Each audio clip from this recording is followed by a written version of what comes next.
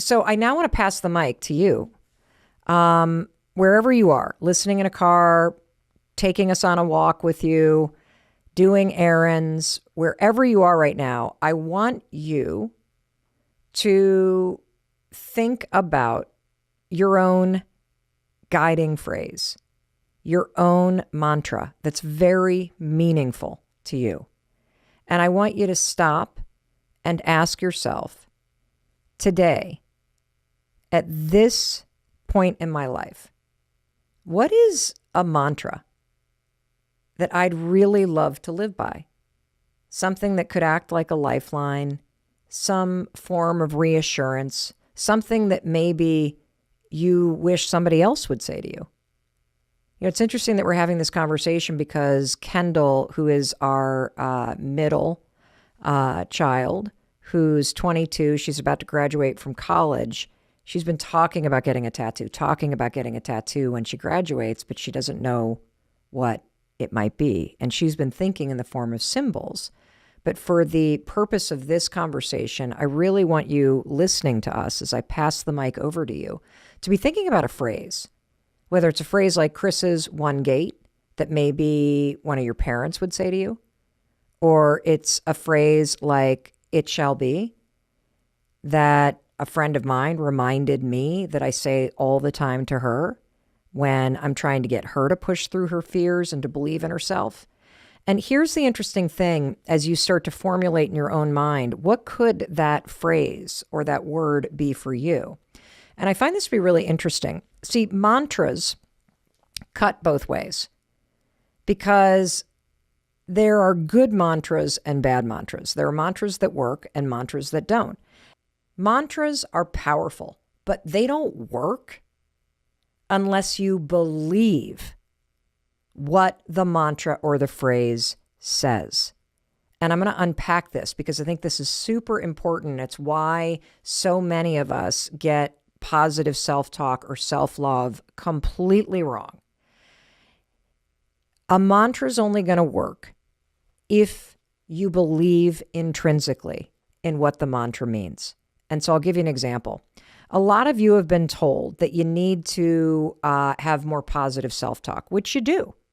But if you've been beating yourself up for 40 years, there is no way you can stand in front of a mirror and say, I love myself. Or if you've been just hating on your body for decades, you're not going to be able to stand in front of the mirror and go, I look beautiful. I want you to feel those things. But if your behavior and your own mindset proves day in and day out that you don't love yourself, that you not only don't think your body is beautiful, you think it's disgusting, or you think it's gross, or you think it's this, or you think it's that, simply saying a mantra because you think you should, it will not work. It actually makes things worse because your mind is like, oh, what do you mean? You think you're, no, you don't. You know what you said to yourself all day yesterday? No, it's not true. And your mind starts to fight against it. And so it makes your negative beliefs worse. And so one of the things that I want you to think about is that as you come up with this phrase for yourself, rule number one, it has to be meaningful. And what I mean by that is a meaningful mantra is one that you can get behind. It's one that when you say it or somebody else says it to you, you're like, yeah, I can get behind that. So for example, if you struggle with how you look, instead of saying, I'm beautiful, when you don't quite feel it and believe it yet, start saying, I deserve kindness. I'm trying my best. I deserve to feel better. My body needs me to take care of it. Those are all things that you can get behind. And so oftentimes, one of the things that I say, if you're just kind of new to thinking about some guiding phrase or a meaningful mantra or some sort of word that you're going to use as your theme or your lifeline, is like, bring it down just a little. Like, don't jack the mantra up like, I am the best. Because some days you're not going to feel that way. And so if you have that tattooed on your wrist, you're going to be like, I don't feel like the best right now. You want to ratchet it down just a little so you can always get behind it. I'm trying my best.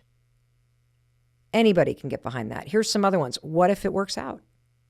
Talked a lot about that on the podcast. I love that one. What if it works out? So many people don't even realize that their guiding philosophy right now is, what if it doesn't work out? Imagine adopting the meaningful mantra. What if it works out? Another one that I love is courage. Courage. I think courage comes first. We often sit around and feel self-doubt or feel unmotivated. In those moments, courage, that courage inside you to act, to say something, to show up when you don't feel like it. Courage is what you need first. And so courage is a beautiful reminder. You got this. You got this is just encouragement. I believe in you. I love that phrase. I believe in you. One day at a time. That's sort of like one gate, isn't it, hon? Yeah, it is a little bit like that.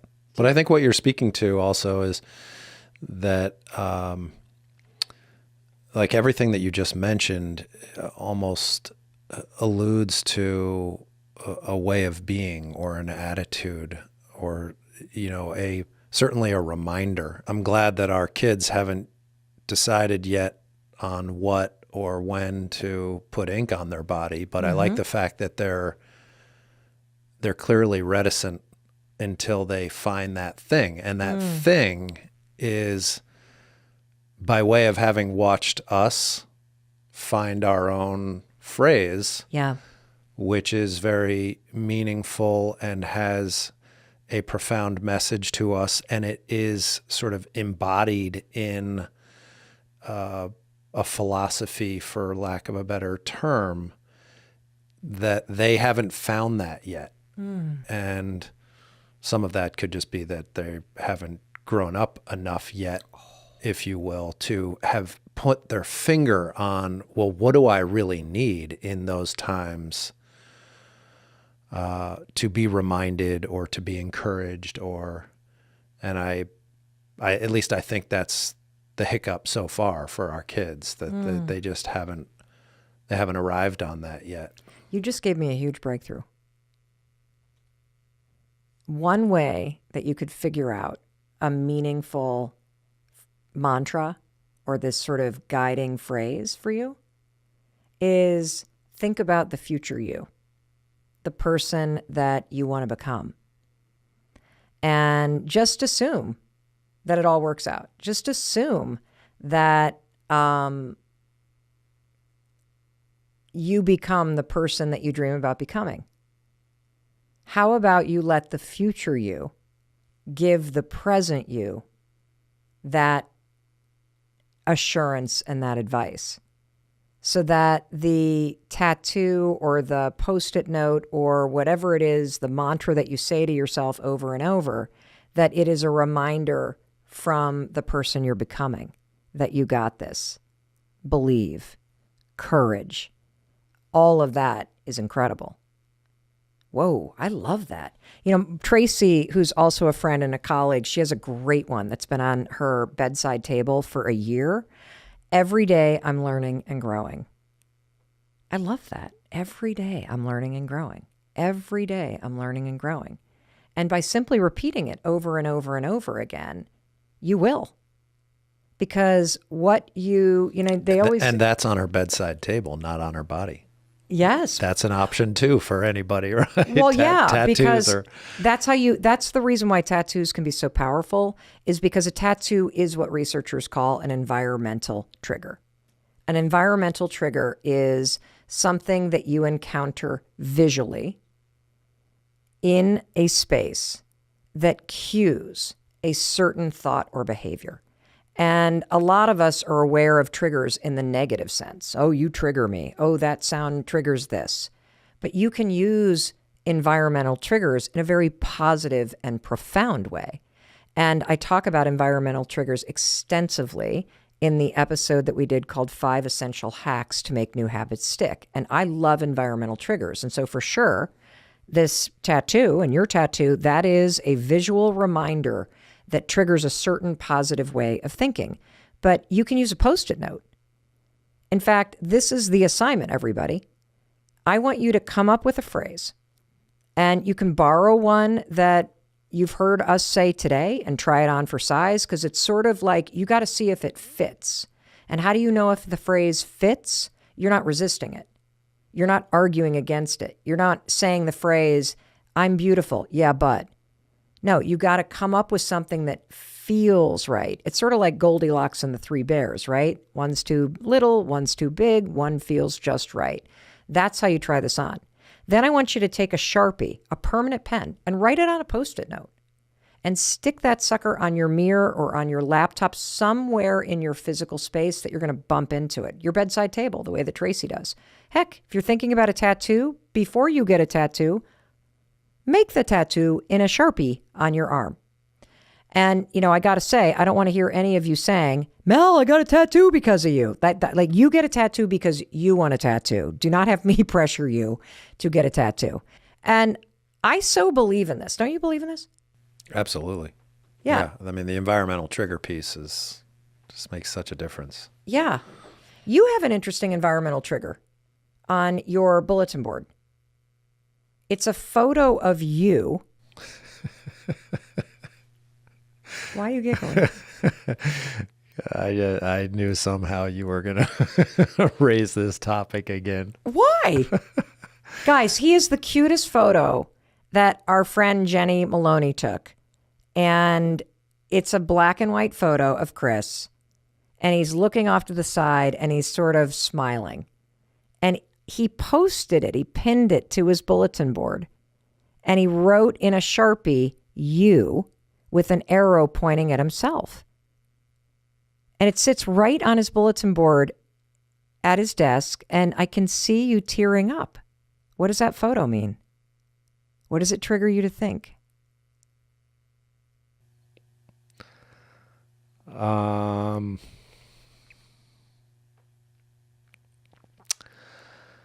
Just to, I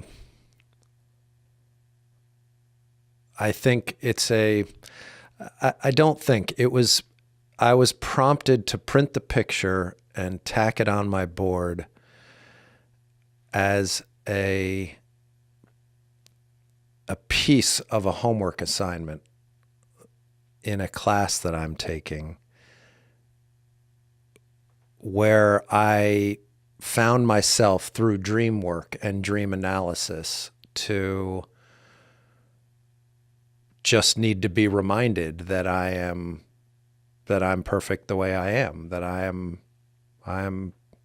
yes, I'm good enough, or that who I am is who I am. And so it was a spontaneous response to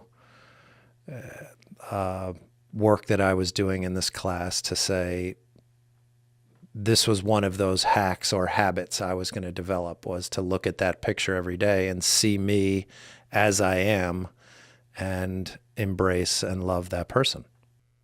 Oh, this is for your master's in psych? Yeah. That's pretty cool. I think everybody's going to steal that one too. I mean, I don't have a mirror in my office, so instead I put a picture of myself. Environmental trigger, everybody. And I'm really serious about this. Positive triggers in the environment, triggering positive thinking patterns and positive physical change. And I want to keep inspiring you. So I'm going to share a couple things that some of our listeners have shared with me on social media. And the first one is from Denise. Hi, Mel. It's Denise from Phoenix, Arizona. The meaning of my tattoo, which says, love yourself first, is a reminder that self-love is not selfish. It is necessary. As a single mother who was used to always putting others' needs before her own, I have learned that in order to be present for them, I first need to be present for me. Show up for me. And loving yourself is a perfect example of how we could all do that. It was an inspiration by my brother and my aunt, who were always constantly reminding me and always telling me, you have to love yourself first. Love yourself first. That's a great one. That's a great one. That doesn't hit for me, though.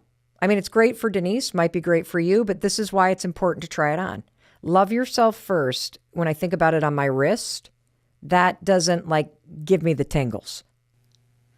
Well, I think what you had said earlier was really cool about just that this is, that a mantra like this can help you on your path of becoming rather than the tattoo needing to be a reminder of the end game or being symbolic of something that you aspire to complete rather than just this is my evolution. I love that. That sort of shifted how I feel about love yourself first for me. Because you're right, it is part of the becoming. Awesome. And it doesn't have to be a tattoo, you guys. Again, this is not an episode about tattoos. This is an episode about using research to create a lifeline to your power and to optimism and to resilience and belief in self. And I love this example from another listener named Monica. Hi Mel, it's Monica from Italy. I don't have tattoos, but I think the best sentence for me right now would be the little things. It helps me keep going when I think that my goal is too big for me, too far away, and that I'm just wasting time.